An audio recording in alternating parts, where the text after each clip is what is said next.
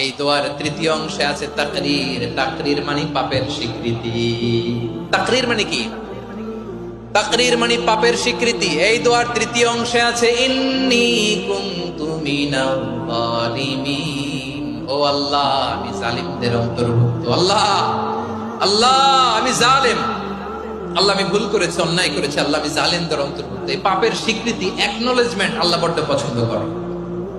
যখন আল্লাহর কাছে আপনি ছোট হবেন, ছোট হতে হতে যত ছোট হবেন, ওই দৃশ্যটা দেখতে আল্লাহ বড্ড পছন্দ করে। সুবহানাল্লাহ বলেন।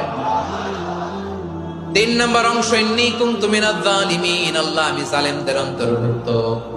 সাইয়েদনা আদম আলাইহিস সালাম ভুল করে যখন নিষিদ্ধ গাছের ফুল খেয়ে ফেললেন, ফল খেয়ে ফেললেন, আল্লাহ বললেন আদম ক্ষমা পেতে চাইলে তুমি আর হাওয়া মিলে স্বীকৃতি দাও, পাপের স্বীকৃতি আর পড়ো রব্বানা যালামনা আনফুসানা ওয়া ইল্লাম তাগফির লানা ওয়া তারহামনা লানাকুনান্না মিনাল খাসিরিন।